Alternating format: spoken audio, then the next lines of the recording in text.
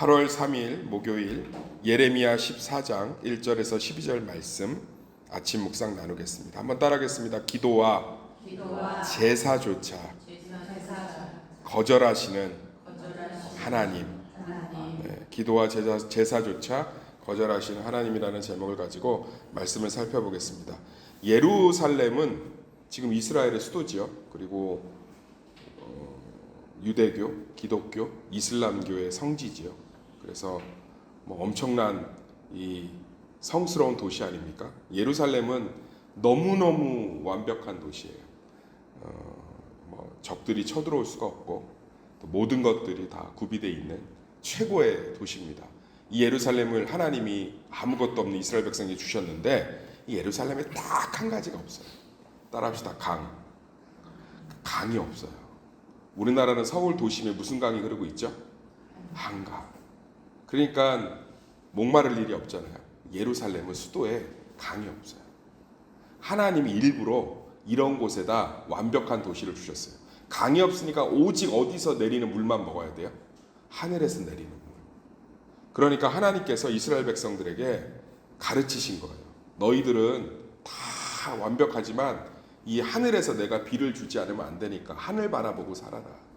그러니까 믿음이 뭐냐고요? 하늘에서 내려오는 것들로 사는 게 믿음이 좀 있습니다. 그러니까 우리는 땅의 것으로 살려고 해요. 근데 예루살렘은 땅의 것으로 살아봤자 그 도시를 아무리 아름답게 꾸며봤자 위에서 비가 안 내리면 아무것도 할 수가 없다고요. 근데 보세요. 예루살렘에 지금 가뭄이 든 거예요. 가뭄. 근원이 말라버린 거죠. 사환이 가서 우물가에서 물을 찾으려고 하는데 물이 없는 거예요. 예루살렘은 강이 없기 때문에 우물을 깊게 팝니다. 상상할 수 없을 정도로 깊게 파요. 그래서 아주 그 근원의 물들이 맑게 올라오게끔 해놨는데 그 깊은 우물에서도 물이 말랐으니까 가뭄이 얼마나 극심한지 몰라요. 예루살렘은 가뭄 오면 꼼짝을 못해요. 그러니까 하나님께서 얘기하고 있는 거죠. 너희들의 삶의 근원이 나다. 돌아와라. 우리는 우리 삶의 근원이 하나님이라고 고백하지만 실제로는 믿지 않아요. 그런데 참 우리가 오늘 말씀을 통해서 분명히 고백해야 될 건 우리 삶의 근원은 하나님 되심을 고백합니다. 그러니까 많은 분들이 실제로 이 이스라엘 백성들 같은 실수를 하는 거죠. 입으로는 하나님을 여호와다, 살아계신 분이다 라고 고백하는데 어디에다 예배드리고 있냐? 바알에게 예배드리고 있죠. 바알이 비의 신이라고. 그러니까 삶의 근원이 흔들릴 때는 빨리 엎드리는 거예요. 그러니까 우리 삶 가운데 여러 가지 고난들이 있어요. 불편함들이 있다. 근데 근원을 흔드실 때가 있어요. 근원이 주로 뭐냐면 내가 그것 때문에 우울하고 그것 때문에 내 감정이 좌지우지 되는 대상이 근원이에요. 그러니까 다른 거는 좀 이해하고 넘어가는데 내가 돈 문제에 대해서 다른 거는 좀 넘어가는데 미래에 대한 염려에 대해서 다른 것은 좀 넘어가는데 내 자녀 문제에 대해서 다른 것은 좀 넘어가는데 내가 남편 문제에 대해서 다른 것은 좀 넘어가는데 내가 자존심에 대해서 내 평판에 대해서 너무너무 힘들다. 그럼 그게 사실은 하나님의 자리를 대체하고 있는 근원이라고. 그럼 우리는 그걸 하나님 앞에 내려놓을 줄 알아야 될 줄 믿습니다. 그런데 그렇지 못하고 내 삶의 근원이 하나님 되신다고 입으로는 고백하지만 그것들을 의지하고 있으면 하나님이 네가 사실은 나를 의지하는 게 아니라 그것들을 의지하고 따라간다고 해서 근원을 흔드실 때가 있다. 그럴 때는 주님 앞에 나와서 예레미야처럼 엎드리는 거예요. 근데 이스라엘 백성들은 안 엎드리죠. 이런 고난 가운데서도 바알 섬기고 이런 고난 가운데서도 자기들 방법 찾고 그러니까 하나님이 그 상황들을 얼마나 처참한지 잘 설명하고 있잖아요. 선지자 입을 통해서 너희들이 들나귀들은 벗은 산에서 승려이 같이 헐덩이며 암사슴들은 새끼를 낳아도 풀이 없으므로 내버리고 이런 것들을 얘기하면서 이 비가 오지 않아서 처참한 이스라엘의 상황을 얘기하고 있지 않습니까? 우리 삶에 비가 안 오는 근원이 흔들릴 때는 하나님 앞에 정말 좀 엎드려야 될 줄 믿습니다. 주님 내 삶의 주인이십니다. 주인의 고백으로 바꾸는 거예요.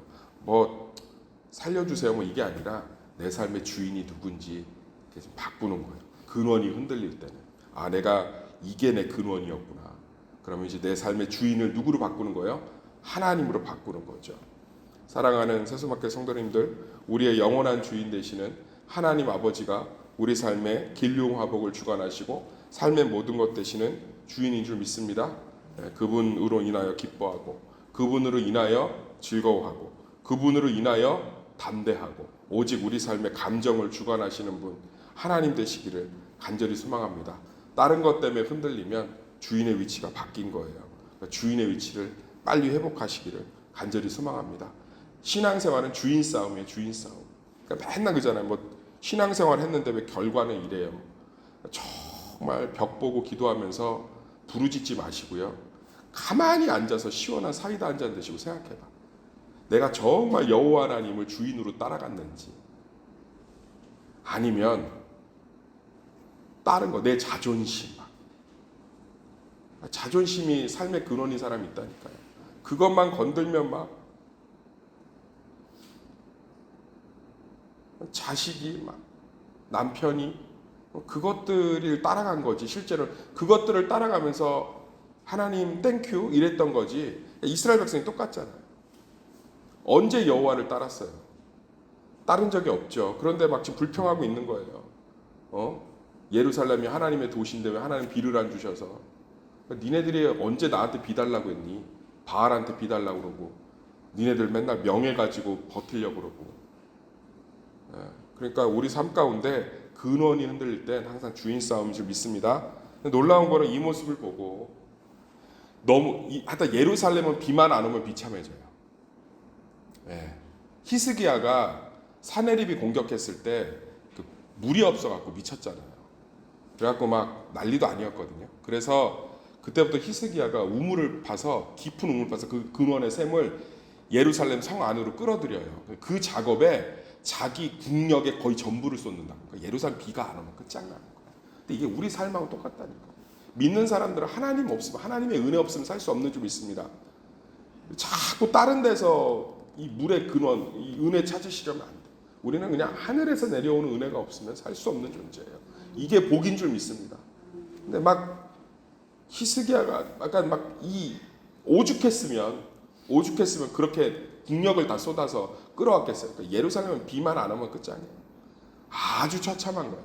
여기는 비가 안 오면 너무너무 고통스러운 도시예요. 그런데 얼마나 이게 가슴 아픈지 예레미야가 이제 탄식하잖아요. 주님, 어찌하여 얼굴을 돌리십니까? 어찌하여 이 구원하지 못하는 용사 같으시니까. 이게 사실은 대드는 게 아니고요. 하나님 어찌하여 이렇게 하면서 막 탄식을 깊은 탄식을 하는 거예요. 하나님 왜 침묵하십니까? 탄식하는 거예요. 그럼 저 같았으면 침묵할 거야 같아요. 근데 이 탄식 가운데 하나님이 응답을 주세요. 응답이 뭐냐면 10절 읽을까요? 10절 시작. 여호와께서 이 백성에 대하여 이와 같이 말씀하시되 그들이 어그러진 길을 사랑하여 그들의 발을 멈추지 아니하므로 여호와께서 그들을 받지 아니하시고. 그러니까 뭐라고 그러죠? 아니하고 이제 그들의 죄를 기억하시고 그 죄를 벌하시리라 하시고. 예레미야가 탄식하니까 나타나셔서 뭐라고 그러시냐? 돌이키지 않겠다. 비 안 주겠다. 하나님이 화가 나서 그런 게 아니고요. 삐져서 그런 게 아니고 비로 해결될 수 없다는 거예요. 비로. 그러니까 우리는 자꾸 하나님 직장만 주시면, 그러니까 우리가 하나님 안에서 온전히 자유한다는 게 뭐냐면 하나님은 우리의 근원을 해결하시는 줄 믿습니다. 그러니까 비의 문제가 아니라는 거예요. 예레미야야 힘들지, 오죽하면 나도 비를 안 보내겠니. 그런데 비를 준다고 해결될 문제는 아니다. 이제는 망해야 된다. 이제 약 먹는다고 해결될 게 아니라 배 열어서 떼내야 된다. 이제는 빨간 약 바르면서 감싸고 있을 때가 아니라 마데카솔 바를 때 지나서 잘라내야 된다. 그 얘기하고 있는 거예요. 내가 고난 가운데 기도해도 하나님이 침묵하신 것 같으면 근원을 해결하고 계신 거예요. 그게 해결이 아닙니까? 아멘. 그게 본질이 아닙니까? 제가 말씀 이거 준비하면서 제 삶을 좀 뒤돌아보면, 적용해보면 기도해도 응답이 없는 거예요. 그럴 때는 자꾸 의지를 불태워요. 제발, 요즘 제가 맨날 깨고 있잖아요. 의지 좀 불태우지 말라. 그러다 다 쟤만 남겠다니까.